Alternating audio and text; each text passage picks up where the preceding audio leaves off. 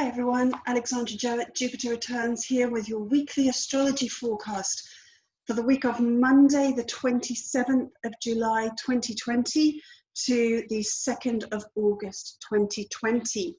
And if you've been in tune with me for a little while now, you will be aware of the energy that we're moving out of and into. Welcome to anyone that's new. Thank you for joining us. We have moved through a lovely weekend where we had the moon in Libra, giving us a little bit more sense of harmony and balance to things, which has been very pleasant, as has this sextile aspect that we've been enjoying between the planets Neptune and Jupiter. These are the two rulers of Pisces coming together in a helpful aspect. As I mentioned over the weekend, this aspect actually perfects today, Monday. We tend to feel it as it's building up though. It's what we call as astrologers an applying aspect, when two things are moving into the connection that they will make. That tends to be the best time to sort of engage with the process rather than the exact moment that they connect. Essentially, that's kind of like, I refer to it as like, you know, trying to jump on a surfboard just as the wave is breaking. You want to catch it a little bit beforehand. So this aspect that we've had going on over the weekend, that actually perfects today, Monday the 27th. So this has really been all about, as I mentioned last week and in my writing over the weekend, and you know, if you're just finding me on YouTube, and do check out my Facebook page, because there's complimentary articles and writing that I do on there that go along with the video forecasts. But essentially, this has been a repeat of an aspect that was created late February. This connection is going to happen 3 times over the course of the year. And at this point, we notice that both Neptune and Jupiter are in the retrograde motion. So the first time they connected, and then the next time there'll be direct energy in place, but at the moment it's retrograde, and so that tells us there's something here that needs us to just go over things again, to redo things, to rethink things, to look at things from a different point of view. That's the whole purpose essentially of a retrograde. So what are these planets all about? Well, they're very much about our hopes, you know, our wishes for the future is very much Jupiter, our optimism, where we want to be going in terms of expansion and opportunity in our future and how we're going to grow. And Neptune really is the imagination and creativity. It's the dream world. So this is very much about, you know, the dream of the future, the fantasy, our hopes and wishes. Now, if we think back to February, the world was a very different place for us. And we may have had these, you know, we're just coming into the new year at that time, the new calendar year anyway. And it's a time of thinking, okay, what am I going to make of this year? What's 2020 going to be all about for me? And we may have had a vision, a dream, a hope, a wish.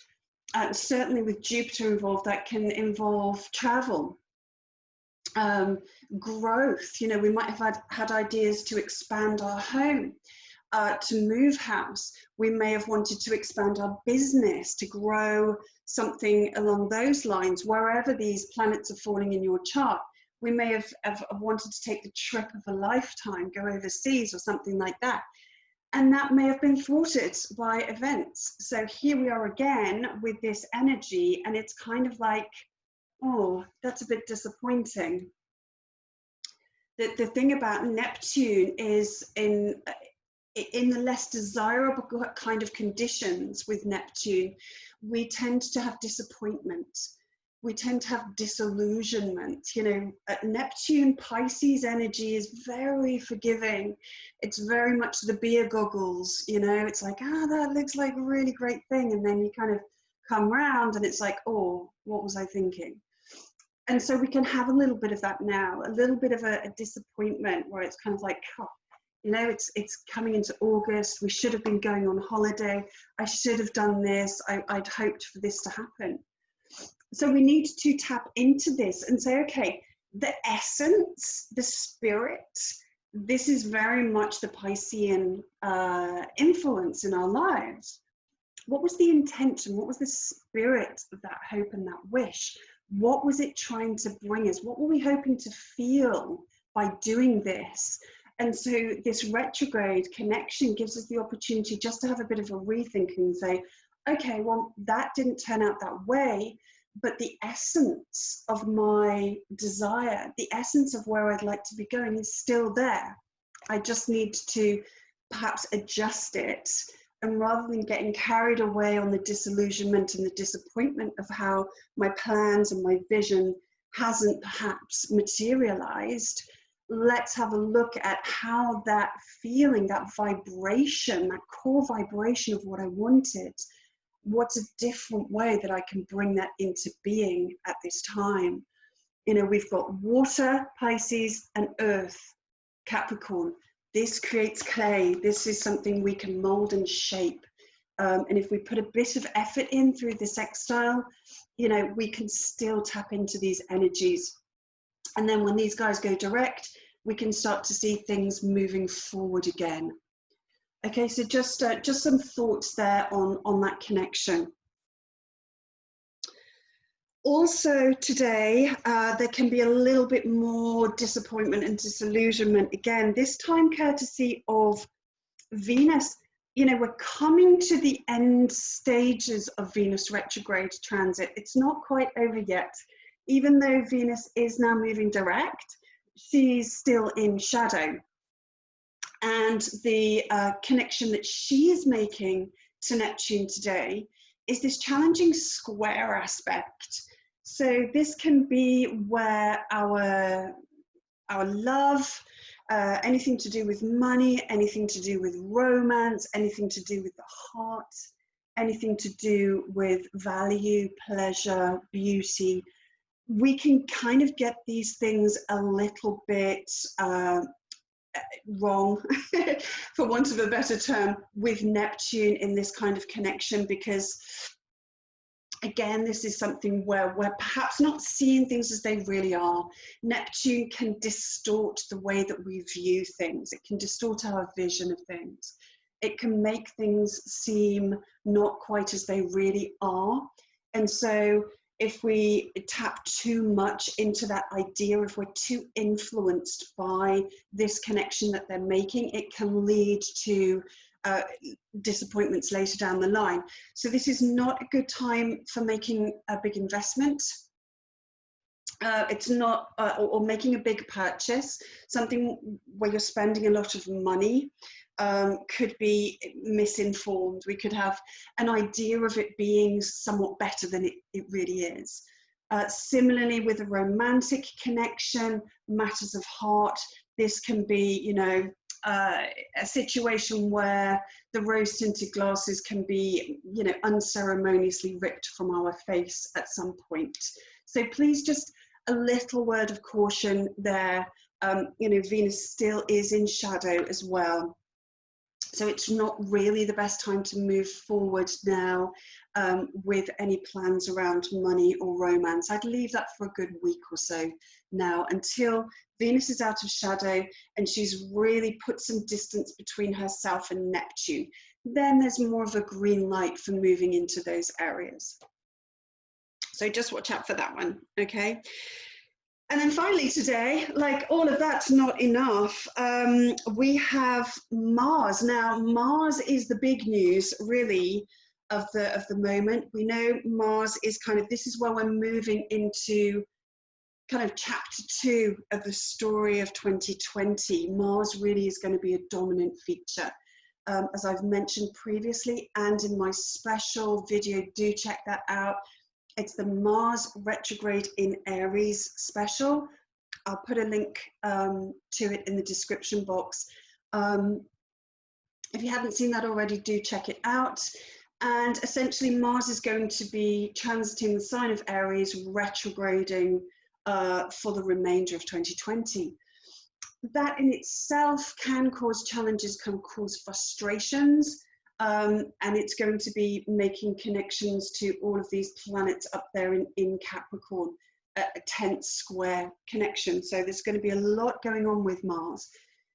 our first introduction to this Mars energy, now that Mars is in shadow, starting to wake things up, essentially, comes today.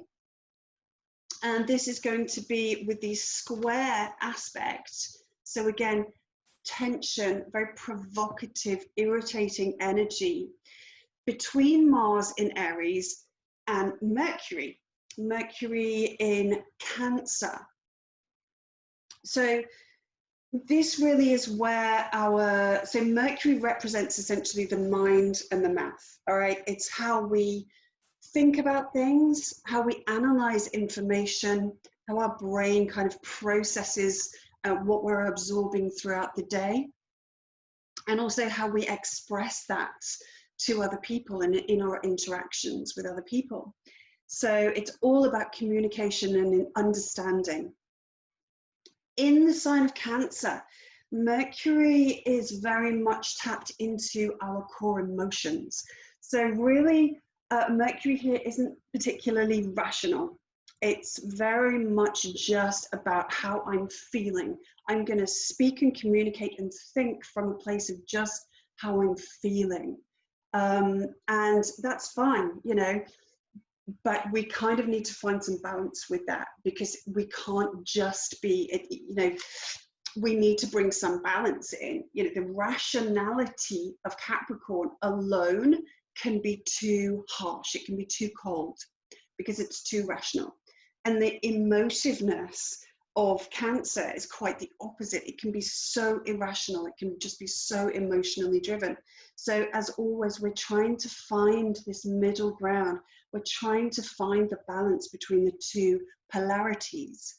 Okay, so when we've got a lot of Cancer energy going on, we need to just bring in a little bit of the rationality of Capricorn. So how could this play out? Well, we've got Mars in Aries wanting to, the MO of Mars is about survival. It's that simple. And Mars sees things in a very cut and dried way. Mars isn't about nuance at all, all right? Mars doesn't see gray areas. Mars doesn't really look at everything. It doesn't take its time. It's straight in there. It's very decisive because it has to be. It's what keeps us alive, all right? It's the hunter-gatherer. It's the man that has to go out there and kill something and bring it home for the family to eat, or defend the family from being attacked by a savage animal. And it can't mess around. It's got to be responsive and reactive. Okay, but you know, are we living in that kind of world? Well, I suppose if we're crossing the road, you know, we want to be able to jump out of the way very quickly if we didn't spot a lorry coming along. Something like that. So yeah, it's still very relevant in our day-to-day lives, but perhaps a little less so. Mars in Aries can be quite feisty. It can be quite fired up. So we're going to see with this connection anger, I think. Anger and a lot of ego. You know, this is about the self. Mars is about the self. We need a healthy ego. We need to defend ourselves. Yeah, we definitely need this kind of energy current. We can't be a doormat. We can't let people walk all over us. But at the same time, we can't be so defensive of the self that we attack everyone, you know, before anything even happens, you know, as a defensive strategy. So again, it's all about finding the balance.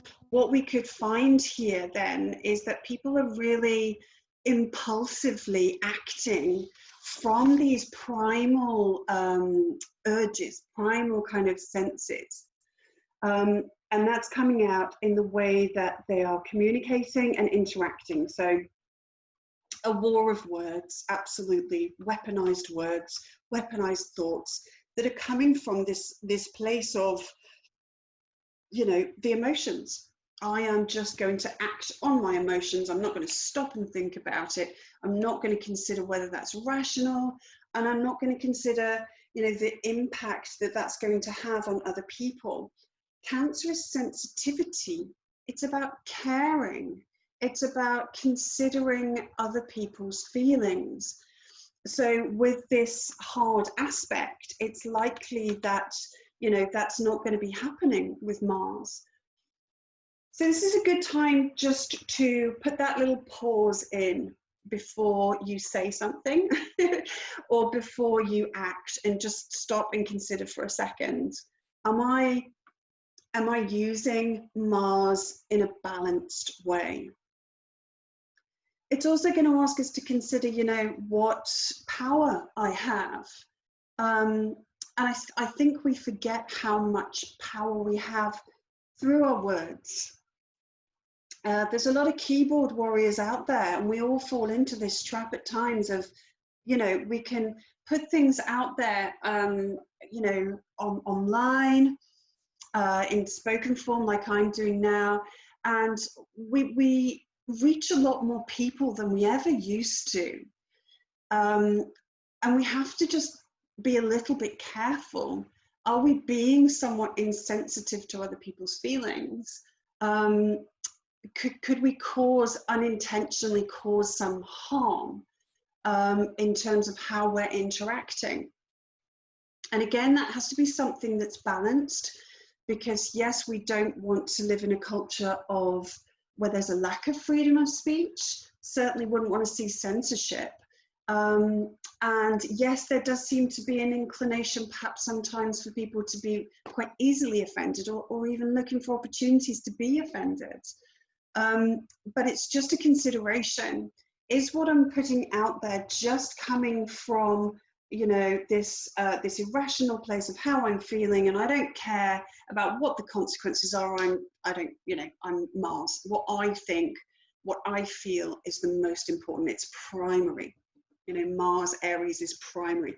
The first sign of the zodiac. Okay, it's I, me, my. So putting a little pause in there and just considering for a second what good will come from this. And if you can't really come from anything, then tap into, you know, what provoked you, what provoked this response, and have a look at that, do some self-inquiry. And that's going to be a theme as we move through the week. This combination is very much about fear, you know, the survival instinct with the Cancer instinct. You know, Cancer is the crab, it has that shell. It feels very vulnerable. Cancer is a water sign, and the water signs are very, very sensitive. They're very vulnerable to feeling like there's a softness. There's just a vulnerability, essentially. So it can lead to fear, you know, this combination. Are we communicating from fear? Are we communicating in a way that's just driven by this inherent sense of, I don't feel quite emotionally safe at this point in time, or this thing that I've read or listened to is making me feel unsafe? There's so much information out there at the moment.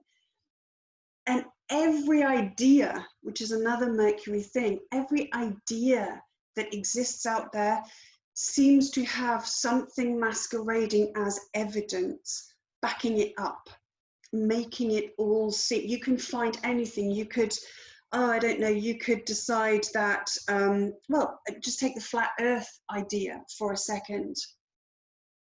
You know, all of these ideas, there's so many videos, there's so much information that will support any kind of idea. And we fall into this, we get sucked into this because it taps into our fear. Our fears are really being manipulated by information at this point in time. Whether it's, some people would say, you know, the fear of the virus, for example, that we have. Other people would say it's fear of what some people are putting out there that perhaps might be behind the virus. You know, any angle that anyone is coming from right now all seems to go back to fear.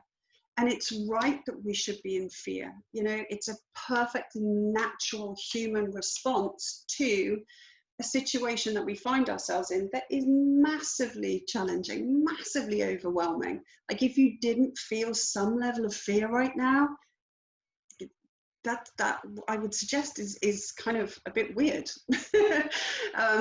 So it's completely normal, it's completely understandable, it's completely reasonable to feel fear. But then what we do with that, that's when we have to engage our brain. We have to have a little bit of self-insight. And we have to consider, you know, am I letting fear dominate how I'm interacting and communicating? Just some thoughts. Moving then into Tuesday. Tuesday is ruled by Mars, and we've got Moon in Scorpio now. So the Moon at this point is also ruled by the planet Mars, Mars and Pluto being the rulers of Scorpio. But this is a super, super supportive time. If you are prepared to go down that, I suppose you could call it a rabbit hole of just having some deep core introspection. We've got a kite forming. Okay, I'm just going to put all of these, let me see, have I got everything I need? I think I do. The shape that we are creating is an aspect that the Moon is going to facilitate us moving into. And this is going to connect back to Mercury. So we've got, here we go. So can you see the formation of the kite shape here? All right. So we've got a grand trine. So when we have 3 trine aspects, it's a grand trine. This basically says that the 3 points that connect here, just the energy flows super easy. And why does that happen? Well, let's see. We've got the Moon in Scorpio, water, Mercury in Cancer, water, Neptune in Pisces, water. So this is a grand water trine. What that means is that Mercury, Neptune, and the Moon all can interchange their influence super easy. We don't need to put any effort in, they just flow at this time. Then we have these sextile aspects that add to this. This does require a little bit of input from us. It's not so easy like the trine just does it all by itself. Connecting up there to Jupiter, Jupiter in retrograde. Remember that we've already been tapping into this idea of, oh, I feel a little bit disappointed with how my dreams, my wishes, my hopes have turned out. So this is going to help support as we move through Tuesday. How do we get into that now? We've had a little bit of a taste of how our mind and mouth is working here in Cancer, and we've had a long time with Mercury in Cancer through the retrograde. So this is super supportive of deep personal inquiry. When the Moon's in Scorpio, we can really go into the dark areas that we don't normally go into. We can have a look at our shadow side, and we really, really, really need to do that. And I would say now is the perfect time to do this. It's asking here, what needs to change? Okay, what needs to change now? Hang on, I can't see that. Yes, within, for me to achieve my dreams. So there's an internal, a deep internal death and rebirth process that needs to go on with Scorpio. What needs to change now? Perhaps connected to some insights I've had about the way I am interacting from my emotions, perhaps from my story, my lineage, my history, my family. What needs to change at this time in order for this future, this dream, this vision to become a reality? This is really going to help us work out, okay, how can I bring about the essence of what it was that I wanted? So that dream that we had of 2020 back in February, what was behind that? So say for example, you wanted to go on a long distance holiday, and you'd made this beautiful plan, this beautiful vision, and then it's all come apart at the seams because we can't do long distance travel. What was it that that long distance holiday was actually going to give you? What was the essence that was behind it? Okay, what were you hoping to feel? This is water energy. How were you hoping that it was going to make you feel? What was it going to bring? How was it going to make you vibrate on a different level within your life? And this is how we need to say, okay, what do I need to do within myself in order to achieve that within? Because right now, the outer world is not something I have any control over. This is going to be a big, big deal with the Mars retrograde. Your power. We are quickly going to learn over the next few months, we actually have very limited power, and we're going to feel that being challenged very viscerally. So let's say, okay, let's have a little bit of grace here. What do I actually have the power to change? Right now, I do not have the power to change the entire world on the outside. So what do I have the power to change? How can I create this feeling, this vibration that I wanted to gain from the outer world? How can I change something within to give me that? Essentially, that's the way I'm interpreting this kite. And it's going to connect to the work we've been doing very much so with the Mercury retrograde and all of the, the eclipses that we've had going on in Capricorn and Cancer. So if you can tap into that energy on Tuesday, on Mars's day, I think that would be a really great thing to do. So that's kind of the afternoon, mid-afternoon and into the evening on Tuesday. Okay, so then as we move through into Wednesday the 29th of July, we're now building into an opposition aspect. It's more Mercury energy. Mercury is really a big feature of this week. This time we're building into an opposition with Jupiter. Okay, so this is really going to activate this polarity between the cold, hard, real rationality of Capricorn and the emotive, sensitive, feeling nature and caring and nurturing nature of Cancer.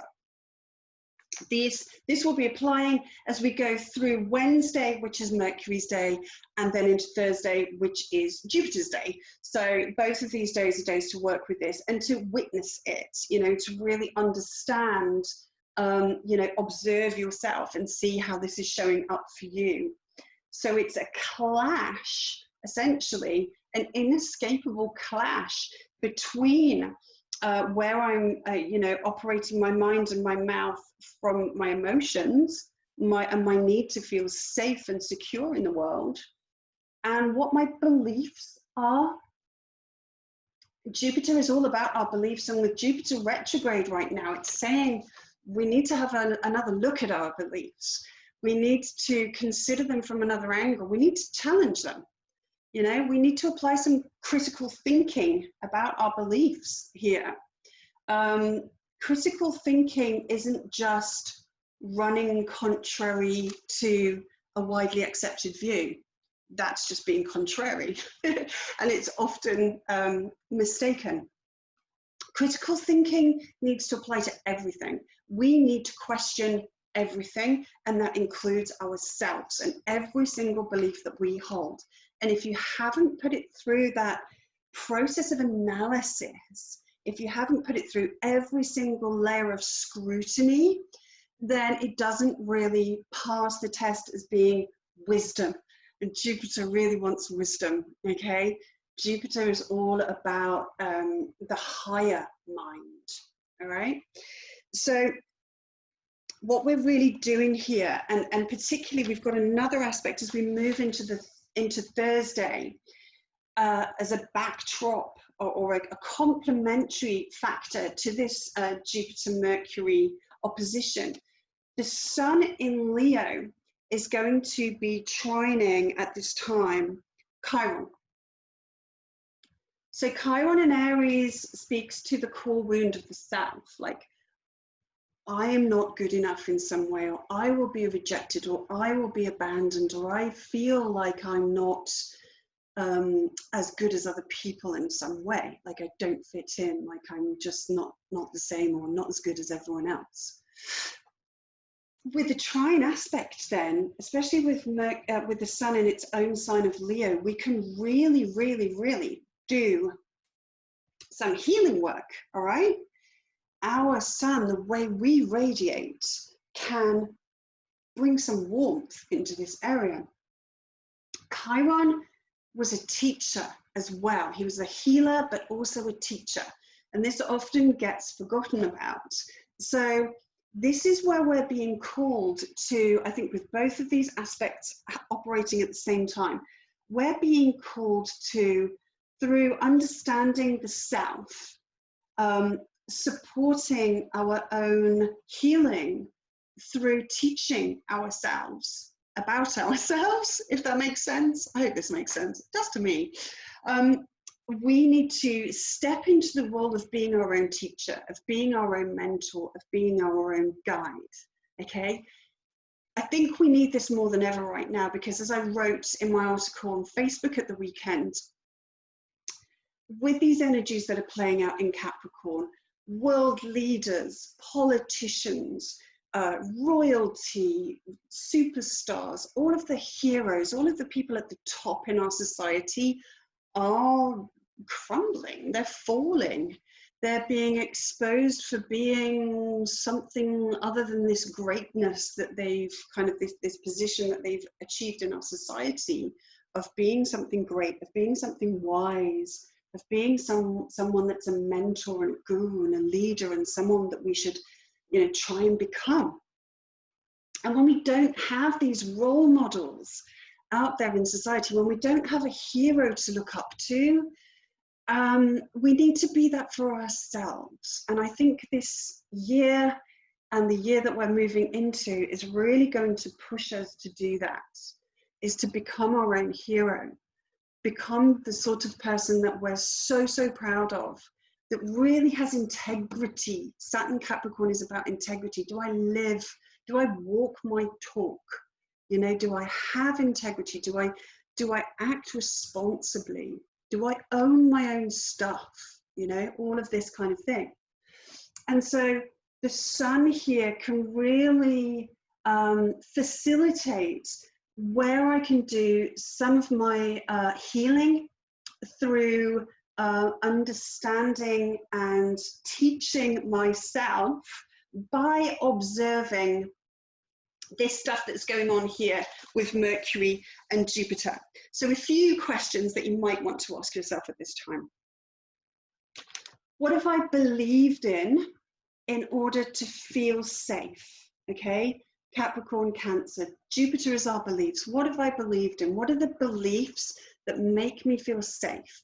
What belief am I now aligned with that essentially is just making me feel like I have a little bit more control in this crazy situation out there? It's making me feel like, yeah, I understand it better than someone else, because Jupiter retrograde Capricorn, it's going to bring out some of the downsides of Jupiter, which can be superiority. It can be, you know, I know everything and everyone else is so dumb. You know, they don't know anything, they're stupid, they just listen to this or that. It can be a lot of that going on. So does that make you feel safe? You know, do I align with this idea that I know something that everyone else doesn't know? That makes me feel safe. Or perhaps I want to believe in the current system because that makes me feel safe. I believe that our government's going to protect me. Whatever it is, you know, on all sides of the debate, okay, you really need to scrutinize and question it all and just say, okay, have I aligned with this belief in order to feel safe? And it's totally understandable if you did. Who wouldn't? Okay, but maybe if we can do some work on feeling safe no matter what's going on out there, then we wouldn't need to align with some of these ideas and theories that are going around. So what have I believed in order to feel safe? What have I believed in order to get a sense of belonging? Is another really great question at this time. How do my current beliefs make me feel? Do they support and nurture my growth? So, you know, is whatever belief that you feel is prevalent in your life at this point in time that perhaps needs a little bit of examination, you know, is that something that's supporting your expansion, your growth, your wisdom? Is it moving you into a place of greater self-love? Is it moving you into a place of greater nurturance? Is it bringing out the best? Is it helping you find the balance between the feeling nature and the more reality-based kind of rational stuff? Thirdly, this is a really important thing. Jupiter's very related to justice. Are my beliefs, are my theories just? Now, there's, as I said earlier, you know, there's information out there to back up every belief. We're never going to prove anything these days. The amount of proof out there is overwhelming. You're going to find it. Think of something, there'll be some proof to back it up. That doesn't really do anything. Jupiter is very much connected to the number 12. And in every belief system, you'll see this word, 12 disciples, 12 days of Christmas. 12s, 12s, 12s come up in every belief system and in every kind of structure. You know, 12 signs of the zodiac, for example. The other 12 that often gets forgotten about, that I like to tap us into at this time, is the 12 members of a jury. It's kind of like, you know, we have this jury system because that one person, that judge that sits at the top, which is very much a Jupiter thing. Jupiter was about judgment, and we need to have judgment. You know, being judgmental has been used as a pejorative term, in my view, wrongly, because we need some judgment. We need to be able to judge whether we're in danger in a situation, for example. The judge that sits at the head of the court, however, is just one person, and we all have prejudice, prejudging. We all have beliefs that could influence negatively, and this is accepted.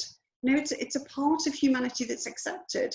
And so what we do is we say, okay, rather than it being all down to one person to decide, we'd like the input of a group. Okay, we'd like the ideas, and so we have a jury, and that jury is made of 12 people. And this is how we arrive at something that's just. That's how we arrive at justice. It has to pass through 12 other people who all come from completely different backgrounds. You know, we like a good cross section. So this is really saying, you know, is there justice in what I am believing in here? Am I being just that one judge? So trying to unpick, come at it from all different angles, and trying to unpick, is there prejudice going on here? So is my belief just in any way? Is there justice here? So that's just some thoughts of how you can approach this, this stuff on Thursday. As we go into Friday, the Sun trine Chiron aspect perfects. So this is where we could really learn something from the observations of ourselves that teaches ourselves something that helps us heal, essentially, if that's not too complex.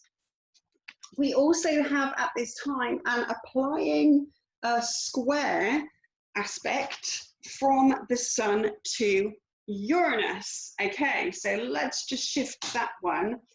So what's this all about then? Okay, so in a provocation, the square aspect is trying to get you to do something. So you're going to feel this.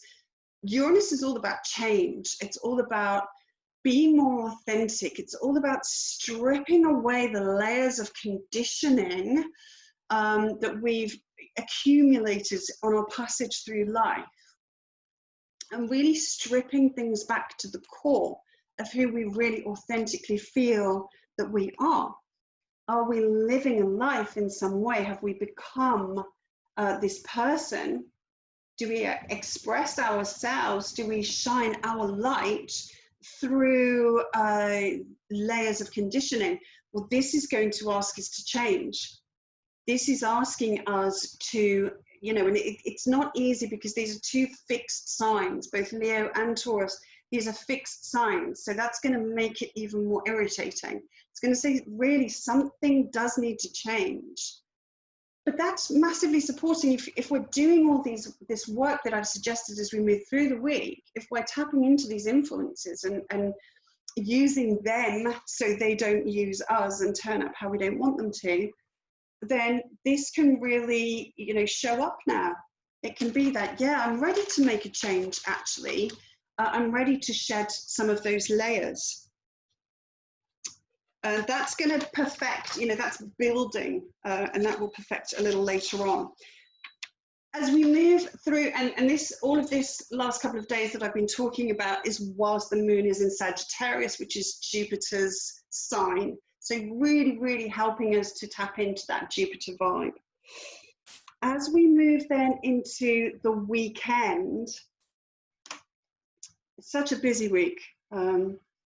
Make no apologies for that. It's very, very stimulating. We really are being asked to do a lot of work, you know, and it's a retrograde year. It's not, that is asking us to do our inner work. Retrograde years, when we have the Venus and the Mars retrogrades, it's really asking us to work on the self. It's not about making big moves in the outer world. That will come next year. Get the preparation right. This is a preparation time. So as we move into the weekend, we've now got the moon moving into Capricorn, opposing her home sign of Cancer. So she's not super comfortable here. This moon is, as you can see, very close to full moon. Full moon is when she's opposite the sun. So she's really, really gaining in strength. She's waxing now, really building, getting fuller and fuller. So through the weekend, we're really, really feeling that moon influence in Capricorn, and that does give things a serious tone. You know, moon in Capricorn can feel quite heavy and serious. So what we've got then is we've got Mercury, back to Mercury again, this time opposing Pluto. And what's Pluto all about? Crisis. So we could experience crisis here, where some of our experiences of how we've been thinking or potentially communicating solely based from irrational emotions, that could, you know, contribute to any crisis point here. Something really, really does have to change. With an opposition, it's basically saying, you know, this is unavoidable. This is not something that can be negotiated with. This is something that's got to be dealt with. And particularly with a power player like Pluto, you know, it's really going to be crisis provoking. So if you've got planets around sort of 22, the 20s essentially, of Capricorn and Cancer in particular, you're going to be really experiencing this, and also Aries and Libra as they T-square onto this opposition. Mercury opposing Pluto facilitates the transformation of the understanding of our emotional nature and the history and lineage that sits behind it.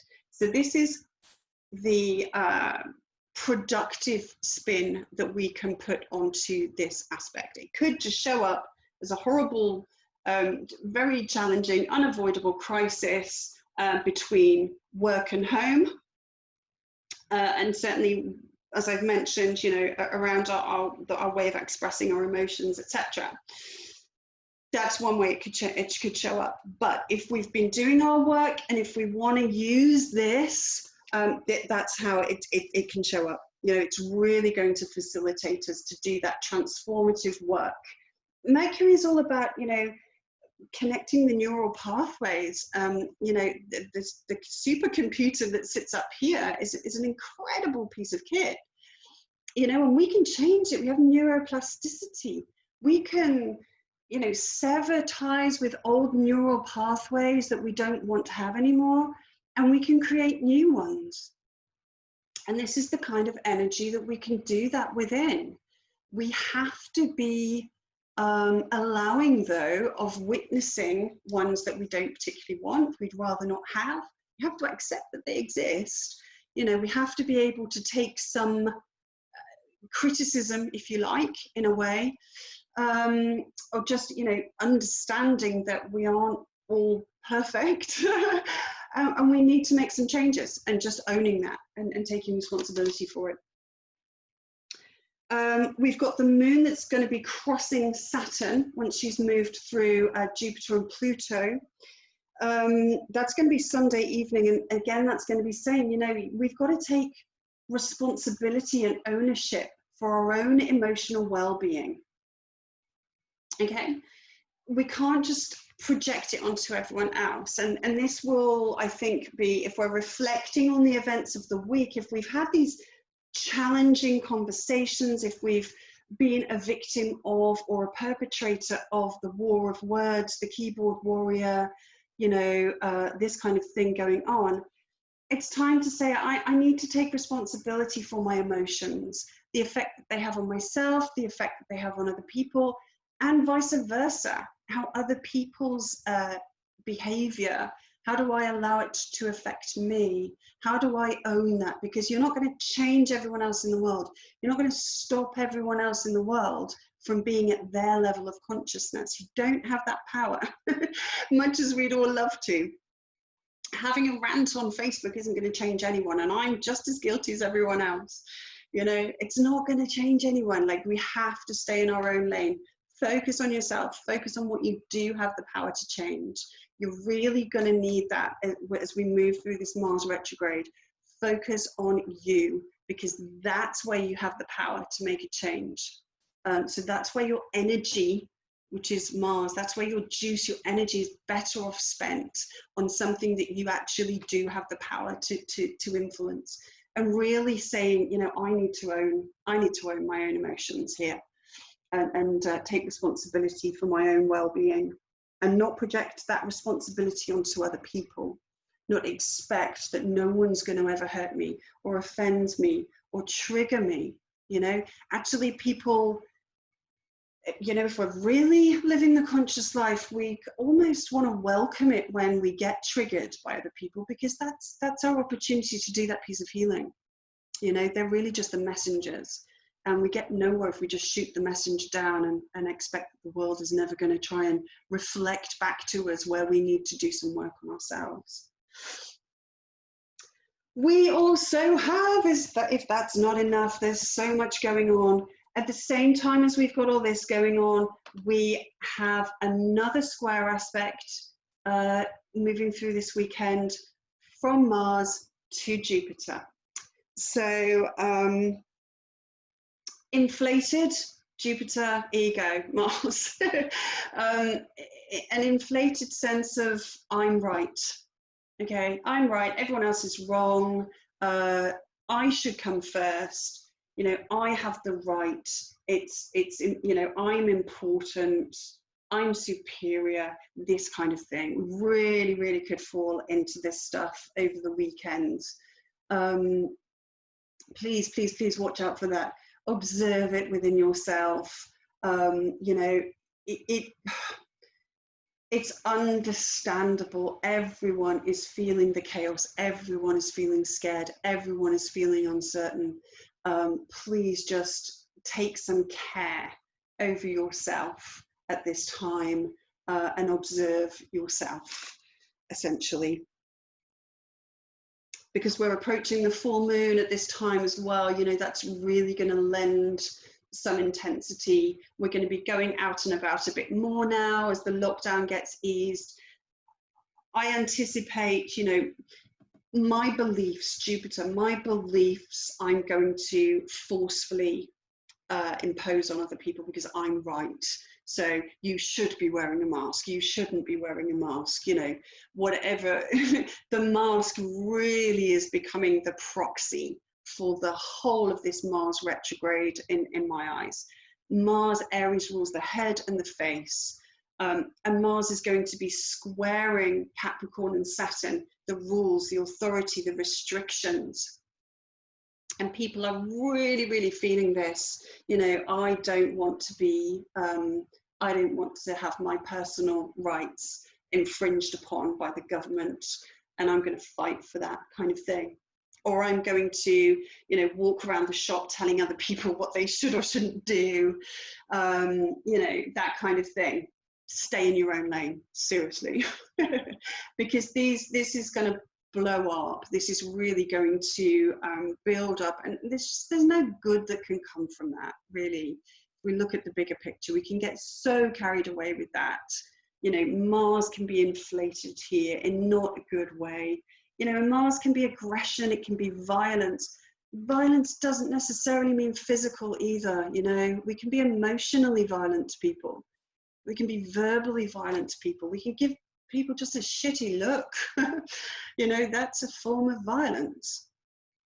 We really, really need to be learning to focus on ourselves right now, because what part we play in the collective going forwards is something that we need to be cultivating, I believe, at this time. We've got a really, really important connection between Saturn and Jupiter coming up in Aquarius at the end of the year. And, you know, we want to be working on ourselves so that the contribution we make into that new 20-year structure, we want to be in the best shape that we can.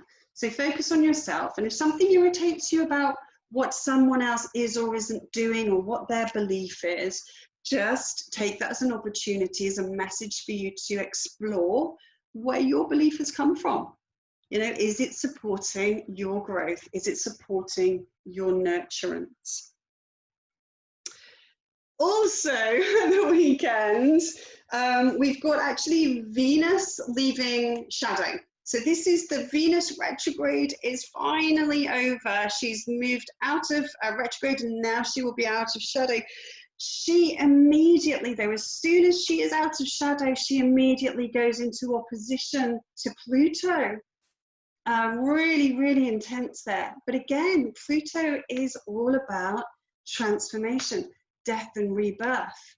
So the questions to ask ourselves around this are, what did you learn about your own values since April? So these past few months that Venus has been going retrograde through Jupiter, what have you learned about what you really value in life? And I know a lot of people have had a real change.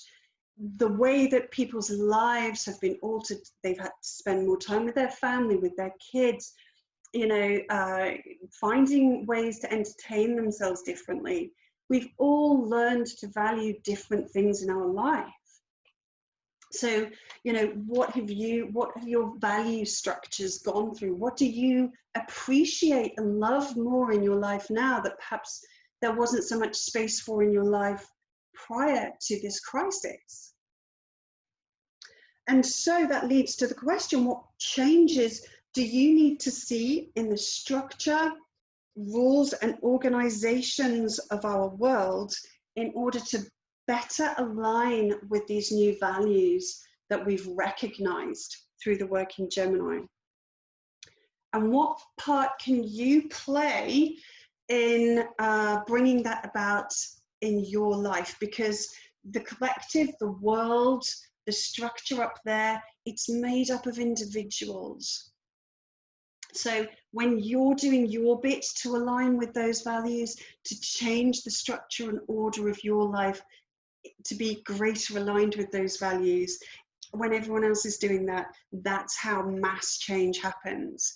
It doesn't happen by lots of people all coming together and spontaneously deciding something together. It's the individual actions. It's you taking ownership of your stuff, you making the little changes in your life. And when thousands, millions, billions of people do that, then we see the bigger change. So yeah, that's all I have for you. It's probably enough, I'm thinking. Thank you so much. If you've made it through to the end, well done. There is so much to work with. Even if you were to just pick out one thing that really resonated with you this week that you could work with, it's a really, really powerful time to do this work with all these retrograding planets. It really is. So see what you can do. Thank you so much as always for watching. Please subscribe to my channel. I'm trying to grow. I'm trying to reach more people with the wisdom of astrology. So any support you can give me in doing that is very, very much valued. And thank you so much for tuning in. Have a beautiful week. We've got a full moon in Aquarius coming up at the beginning of next week. And of course, I'll be here to tell you all about that then. So bye for now. Lots of love. Bye.